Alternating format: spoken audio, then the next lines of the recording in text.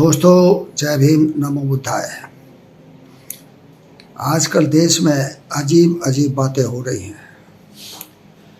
कल हाईकोर्ट के जज शेखर कुमार यादव ने बहुत ही विस्फोटक बयान दिया जब वो विश्व हिंदू परिषद की एक सभा में बोल रहे थे।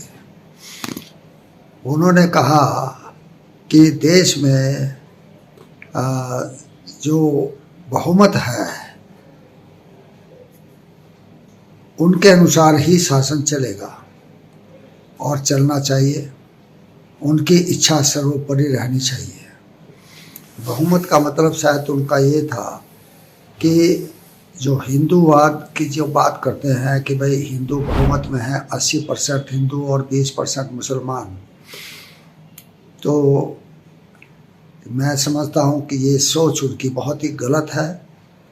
और एक हाईकोर्ट के जज या न्यायालय के किसी भी मजिस्ट्रेट को ऐसा बयान नहीं देना चाहिए जैसा उन्होंने दिया। जो 80% की बात वो करते हैं, तो मैं नहीं समझ पा रहा हूँ कि भाई 80% से उनका मतलब या बहुमत से उनका मतलब क्या है।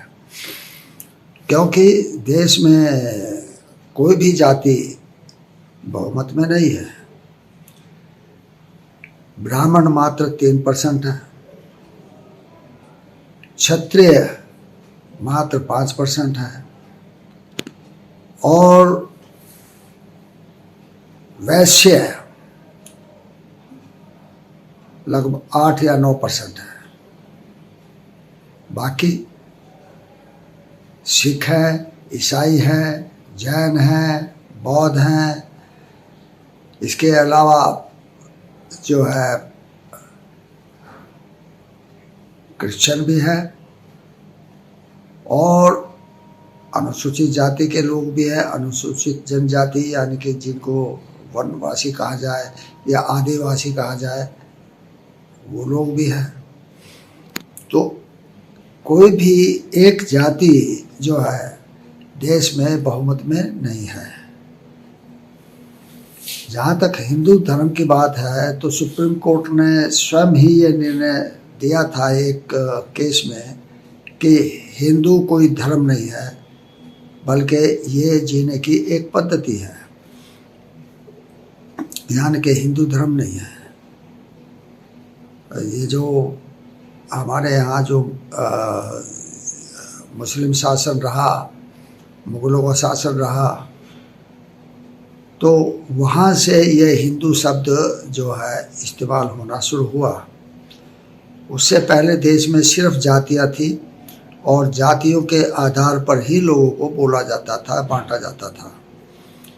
भाई ये जाति किसी देश गांव में ज़्यादा है तो वहाँ पर उनका जो है बाहुल्य होता था। लेकिन धर्म के नाम पर जो पहचान जो दी गई वो सिर्फ मुस्लिम शासन में ही दी गई। सबको हिंदू कहा गया। ये ब्राह्मणों की सोची समझी साजिश थी, क्योंकि ब्राह्मण जो है वो अपने ब्राह्मणवाद का ठप्पा अपने ऊपर नहीं लगने देना चाहते थे और सब लोगों को, यानी कि कहने के लिए तो अनुसूचित जाति जो है, जो दलित हैं, जो अति दलित हैं, जो अस्पृश्य हैं और जो क्या कहते हैं दूसरे लोग हैं, इन सब को हिंदू धर्म का चोला पहनाया गया, ये समझ करके कि हमारी देश में बहुलता होगी। लेकिन ये चीज़ गलत थी, क्योंकि जब ब्रिटिश शासन आया तो ब्रिटिश शासन ने ये बात मानने से इनकार कर दिया कि भाई कोई जाति ऊंची है या कोई जाति नीची है। उन्होंने मुकदमों के दौरान पहले प्रथा थी कि जो ब्राह्मण होता था उसको कुर्सी दी जाती थी। अगर वो जो है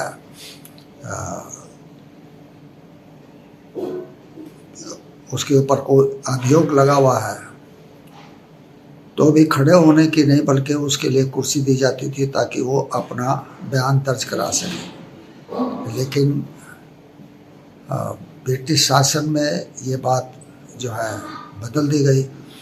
अपराधी अपराधी है, दोषी दोषी है, और जिस तरह से एक वर्ग या एक जाति के आदमी को खड़े होकर के कटघरे में अपना बयान दर्ज कराना है, वैसे ही ब्राह्मणों को भी अपना बयान दर्ज कराना पड़ेगा। अंग्रेज़ों की कई बातें ब्राह्मणों को पसंद नहीं आई, इसलिए उन्होंने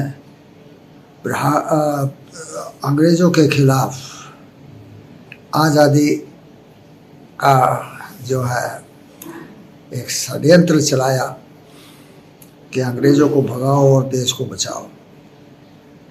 मैं समझता हूँ कि अंग्रेज़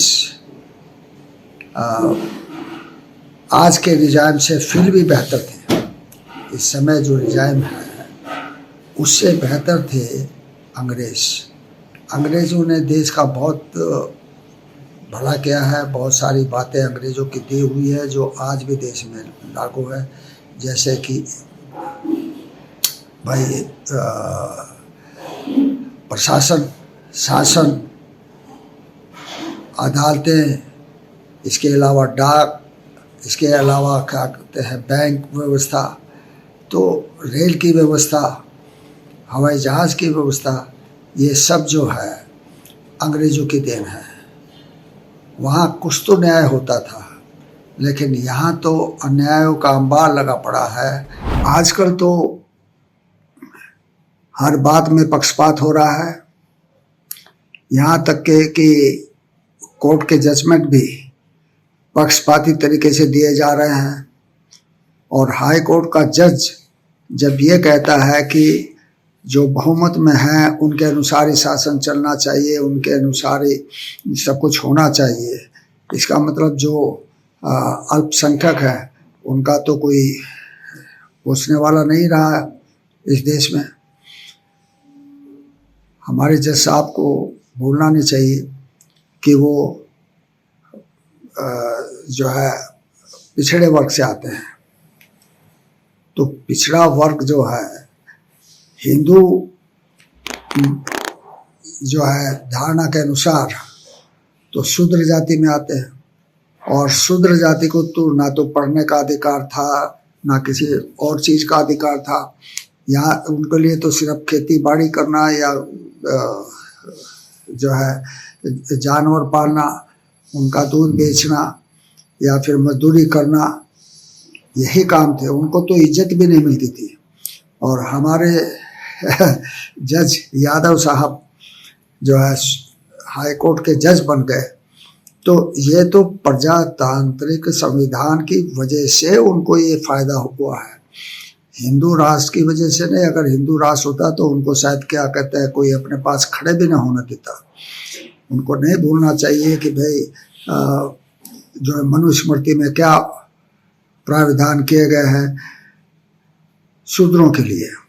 शूद्रों में दलित आते हैं, शूद्रों में आदिवासी आते हैं, और शूद्रों में जो है ये पिछड़ा वर्ग भी आता है जिसके वो खुद नुमाइंदे हैं यादव होने के नाते।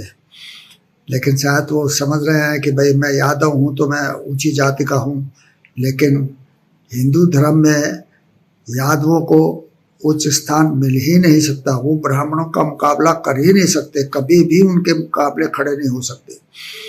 तो इतना सब जानते समझते हुए क्या उन्होंने पढ़ाई की, मेरी समझ से तो ये बाहर है कि भाई उन्होंने कोई अच्छे ढंग की पढ़ाई, या हो सकता है वो शिशु मंदिर में पढ़े हों। जो शिशु मंदिर है आरएसएस का, वो इस तरह के जो है ना बच्चों में सोच डेवलप कर देता है कि हिंदू राष्ट्र ही होना चाहिए और हिंदुत्व ही सबसे अच्छा जो है तरीका है जो है देश को चलाने का, शासन को चलाने का। तो शायद ये आरएसएस के स्कूल से पढ़ करके निकले हैं, तभी वो इस तरह की बात करते हैं। वो भूल गए कि वो यादव हैं।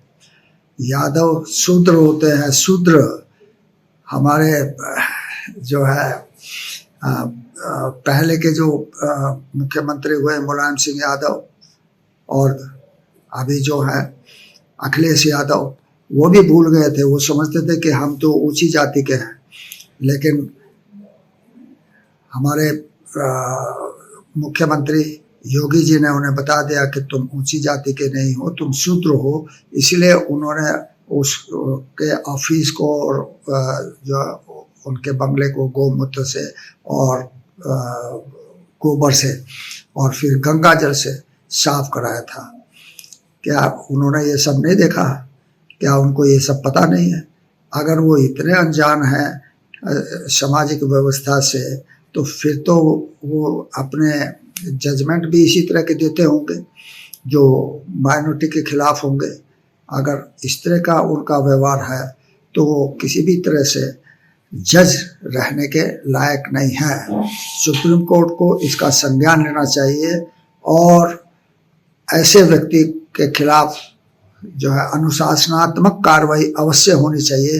अगर उनको कुर्सी से नहीं हटाया जा सकता तो उनका डिमोशन तो किया ही जा सकता है। तो ऐसे आदमी को डिमोट किया जाए और जो है देश में डेमोक्रेटिक शासन है, एक संविधान है, उस संविधान के तहत ही सब बातें होनी चाहिए, उससे अलग नहीं है। अगर कोई उससे अलग विचार रखता है और वो जज के ओहदे पर है तो वो वहाँ नहीं होना चाहिए।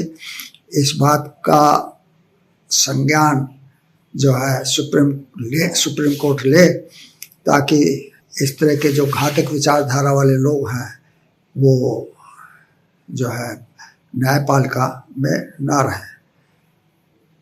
जय भीम, नमो बुद्धाय।